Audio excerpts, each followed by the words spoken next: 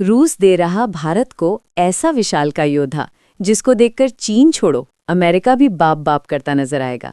दोस्तों, जरा कल्पना कीजिए उसमें कि जब एक तरफ फ्रांस के साथ 114 रफेल की ऐतिहासिक डील पर मुहर लगती है और ठीक उसी समय उत्तर दिशा से एक और बड़ी खबर आती है।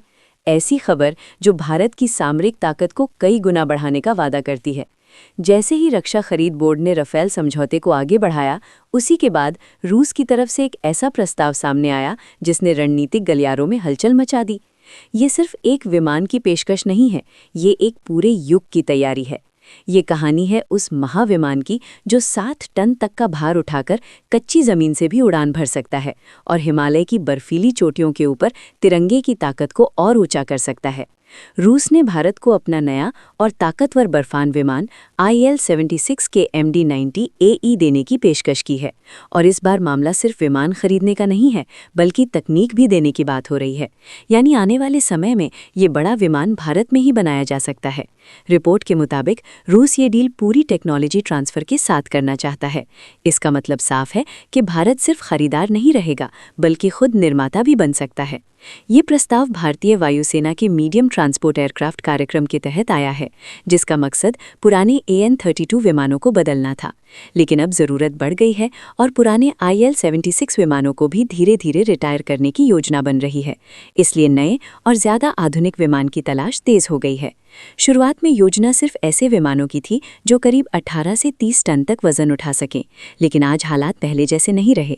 अब ज़रूरत ऐसे विमान की है जो एक बार में 60 टन तक भारी सामान ले जा सकें, क्योंकि अगर सीमा पर अचानक टैंक भेजने हो, मिसाइल सिस्टम तैनात करना हो, भारी तोपखाना पहुंचाना हो या स्ट्राइक कॉन्वेनी को तुरंत मोर्चे पर उतारना हो, तो छोटे और साधारण ट्रांसपोर्ट विमान काम नहीं आते। ऐसे समय में IL-76 MD-90 AE जैसा ताकतवर विमान सही विकल्प बनकर सामने आता है। इसी परिवार के पुराने विमान करीब 40 साल तक भारतीय वायुसेना की सेवा करते रहे हैं, लेकिन अब वक्त बदल चुका है और नई तकनीक के साथ नई पीढ़ी के विमान को अपनाना जरूरी हो गया है। इस नए मॉडल में सबसे बड़ा बदलाव इसके इंजनों में किया गया है। पहले जहां TDCP इंजन लगे होते थे, दूसरी की जगह PS-90 HA थर्डर इंजन लगाए गए हैं। ये इंजन पहले से ज्यादा ताकत देते हैं, कम ईंधन खर्च करते हैं और अंतर्राष्ट्रीय प्रदूषण मानकों को भी पूरा करते हैं। यानी ताकत भी ज्यादा और बजट भी ज्यादा। सिर्फ इंजन ही नहीं, पूरे विमान की बॉडी को और मजबूत बनाया गया है। इसके पंखों का डिजाइन बेहतर किया गया है ताकि ये ज्यादा वजन लेकर भी सुरक्षा से उड़ान भर सकें। अंदर पूरी तरह आधुनिक इलेक्ट्रॉनिक सिस्टम लगाए गए हैं। Digital fly by wire control से पायलट को बेहतर नियंत्रण मिलता है। नया नेविगेशन सिस्टम रास्ता और सटीक बनाता है और आधुनिक रडार हर परिस्थिति में नजर बनाए रखता है। इन सब बदलावों की वजह से ये विमान पुराने मॉडल से बिल्कुल अलग और नए दौर का रनवे एयरलिफ्टर बन गया है। इसकी अधिकतम टेक ऑफ क्षमता लगभग 210 टन है और ये 60 टन तक का पेलोड लेकर उड़ सकता है। 800 किलोमीटर प्रति घंटा की रफ्तार से उड़ते हुए ये पूर्ण भार के साथ लगभग 4000 किलोमीटर तक जा सकता है। इसकी अधिकतम उड़ान भरने की ऊंचाई लगभग 12000 मीटर तक है, यानी हिमालय की दुर्गम चोटियों के ऊपर भी ये बेखौफ उड़ान भर सकता है।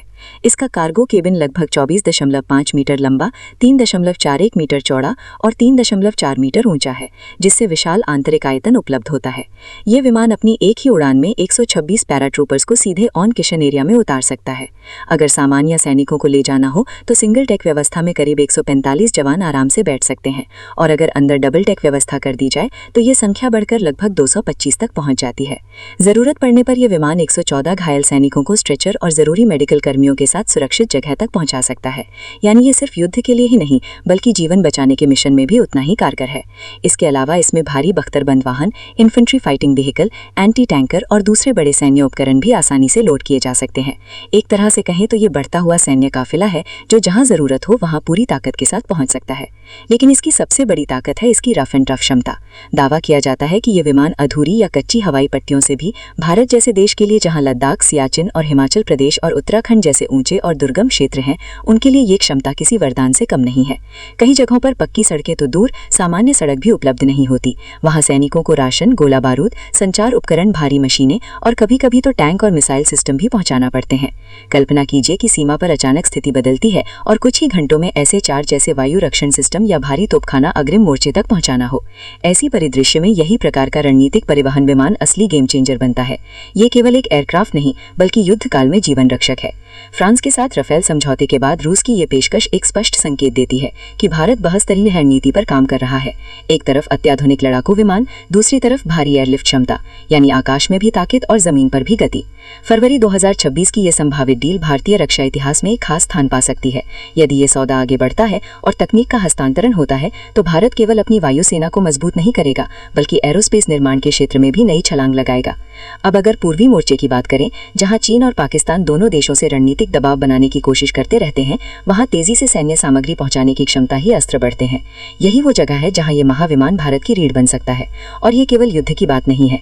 जब भूकंप, बाढ़ या भूस्खलन जैसी आपदाएं आती हैं और सड़कें टूट जाती हैं, पुल बह जाते हैं, तब ऐसे भारी परिवहन विमान ही उम्मीद की रेखा बनते हैं। राहत सामग्री, मेडिकल टीम, इंजीनियरिंग उपकरण और सैकड़ों लोगों को सुरक्षित निकालने का काम यही कर सकता है। इस विमान में विशेष सुरक्षा प्रणाली भी लगाई गई है, जिसे आमतौर पर वीवीआईपी या राष्ट्रपति स्तर के विमानों में इस्तेमाल किया जाता है। इसमें इंफ्रारेड और रेडियो फ्रीक्वेंसी आधारित मिसाइलों को भ्रमित करने और जाम करने की क्षमता होती है। इसमें फ्लेयर डिस्पेंसर लगे होते हैं जो दुश्मन के इंफ्रारेड मिसाइलों को भ्रमित कर देते हैं। दागी काउंटर इंसाररिज्म सिस्टम गर्मी को ट्रैक करने वाली मिसाइलों से बचाव में मदद करता है। इसके अलावा उन्नत ट्रांसमीटर दुश्मन के सिग्नल को जाम या भटका देते हैं। इन सभी सुरक्षा इंतजामों की वजह से ये विमान खुद को हवाई हमलों से बचाने में काफी हद तक सक्षम रहता है। यानी ये केवल ताकतवर नहीं है बल्कि खुद की सुरक्षा में भी माहिर है। इसके मजबूत KT-19C पैरों को इस तरह डिजाइन किया गया है कि ये कच्ची जमीन, उबड़-खाबड़ सतह और अस्थायी रनवे पर भी सुरक्षित लैंडिंग कर सके। जहां सामान्य विमान उतरने से कतराते हैं, वहां भी ये मजबूती से टिक सकता है। साथ ही इसमें आधुनिक वायरलेस कंट्रोल पैनल दिया गया है, जिससे ग्राउंड क्रू को संचालन में आसानी होती है। वीडियो मॉनिटरिंग सिस्टम के जरिए लोडिंग, अनलोडिंग और अंदर की गतिविधियों पर नजर रखी जा सकती है। ये सभी सुविधाएं मिलकर इस विमान को तकनीकी रूप से और ज्यादा उन्नत और भरोसेमंद बनाती हैं। अब बात करते हैं उस पहलू की जो इस पूरे सौदे को वास्तव में खास बना सकता है, और वो है तकनीक का ट्रांसफर। लंबे समय तक ऐसा होता रहा कि भारत को तैयार हथियार तो मिलते थे, लेकिन उनकी असली तकनीक नहीं दी जाती थी। नतीजा ये होता था कि मरम्मत, अपग्रेड या छोटे से छोटे पार्ट के लिए भी निष्पात संकेत मिल रहे हैं कि IL-17 MD-90AE की आम तकनीक भारत के साथ साझा की जा सकती है। अगर ऐसा होता है तो आने वाले समय में ये विमान भारत में ही बनाया जा सकेगा। हमारी जीनियस स्पेसिस चमक को गहराई से समझ पाएंगे और ज़रूरत के हिसाब से इसमें बदलाव भी कर सकेंगे। इसका सीधा मतलब है ज़्यादा आत्मनिर्भरता, कम विदेशी निर्भरता और रक्षा क्षेत्र में मजबूती। यही वो दिशा है जो आत्मनिर्भर भारत के लक्ष्य को असली ताकत देती है। अगर तुलना करें तो फ्रांस के साथ 114 राफेल का समझौता अपने आप में बहुत बड़ा और ऐतिहासिक कदम है। इससे भारतीय वायुसेना की ताकत निश्चित रूप से कई गुना बढ़ेगी और हवा में हमारी पकड़ और मजबूत होगी। लेकिन इस डील में पूरी तकनीक का नियंत्रण भारत के पास नहीं आता। यानी विमान मिलेगा, लेकिन उसकी मूल तकनीक की चाबी पूरी तरह हमारे हाथ में नहीं होगी। दूसरी तरफ रूस ने S-400 जैसे उन्नत फाइटर प्लेटफॉर्म के मामले में भी गहरे तकनीकी सहयोग की बात कही है। इसमें इंजन तकनीक, ऐसा रडार, BI आधारित एवियोनिक्स और सैटेलाइजेशन सिस्टम जैसी अहम जानकारियां साझा हो सकती हैं। अगर ऐसा सहयोग आगे बढ़ता है तो ये केवल खरीद नहीं बल्कि साझेदारी का रूप ले सकता है। यही बात भारत और रूस के लंबे समय से चले आ रहे रणनीतिक रिश्ते को और भी मजबूत बनाती है। चीन के नजरिए से देखें तो ये स्थिति असहज करने वाली है। वर्ष 2020 में गलवान घाटी की घटना के बाद भारत ने जिस तेजी से अपनी तैयारियां बढ़ाई हैं, वो अब और होश हो सकती हैं। आज के दौर में सिर्फ हथियार खरीद लेना काफी नहीं होता। असली ताकत इस बात पर होती है कि आप उन्हें कितनी तेजी से सही जगह तक पहुंचा सकते हैं। अगर भारत कुछ ही घंटों में भारी सैन्य संसाधन सीमाओं तक पहुंचा सकता है तो रणनीतिक तस्वीर तुरंत बदल जाता है। पाकिस्तान के लिए भी ये चिंता का विषय होगा, क्योंकि पश्चिमी मोर्चे पर भी देश तैनाती की क्षमता कई गुना बढ़ जाएगी। अगर IL-17 MD-90AE के विकास की टाइमलाइन पर नजर डालें तो इसकी आधिकारिक घोषणा लगभग 2010 के आसपास ही गई थी और इसकी पहली उड़ान 2013 में सफलतापूर्वक हुई। इसके बाद धीरे धीरे इसे आधुनिक जरूरतों के मुताबिक विकसित किया गया और अब ये अपने वर्ग का उन्नत परिवहन विमान माना जाता है। रूस की योजना है कि आने वाले वर्षों में हर साल 1 दर्जन से ज्यादा विमानों का उत्पादन किया जाए और भविष्य में ये संख्या और बढ़ाई जा सकती है। अगर भारत इस परियोजना में साझेदार बनता है तो न केवल उत्पादन की रफ्तार बढ़ सकती है, बल्कि भारत को समय पर पर्याप्त संख्या में विमान मिल सकते हैं। आर्थिक घरेलू स्तर पर निर्माण होने से डिलीवरी और रखरखाव दोनों ज्यादा सुगम और तेज हो जाएंगे। आज भारतीय वायुसेना के सामने चुनौती सिर्फ लड़ाकू स्क्वाड्रन की कम संख्या की नहीं है, बल्कि पूरे लॉजिस्टिक सिस्टम को मजबूत बनाने की भी है। माना जाता है कि मौजूदा स्थिति में करीब 42 स्क्वाड्रन होने चाहिए, जबकि अभी ये संख्या उससे कम है। राफेल जैसे आधुनिक लड़ाकू विमानों की नई खेप आने से ये कमी काफी हद तक पूरी होगी और हमारी ताकत बढ़ेगी। लेकिन सिर्फ फाइटर जेट होना ही काफी नहीं होता, उतनी ही जरूरी है कि सैन्य विमान, हथियारों और उपकरणों को तेजी से एक जगह से दूसरी जगह पहुंचाने की मजबूत व्यवस्था। युद्ध केवल आसमान में नहीं जीता जाता, बल्कि जमीन पर संसाधनों की तेज आवाजाही से भी जीता जाता है। इसलिए परिवहन बेड़े का आधुनिकीकरण भी उतना ही अहम है जितना लड़ाकू विमानों की संख्या बढ़ाना। अगर वायुसेना 60 टन पेलोड की आवश्यकता को अंतिम रूप देती है तो IL-17 MD-90AE एक मजबूत दावेदार बनकर उभरेगा। और यदि इसके साथ तकनीक का स्थानांतरण और मेक इन इंडिया का मार्ग खिलता है तो ये सौदा रणनीतिक रूप से बेहद लाभकारी हो सकता है। आज का भारत केवल खरीदार नहीं रहना चाहता, वो साझेदार और निर्माता बनना चाहता है। यही इस पूरी कहानी का सार है।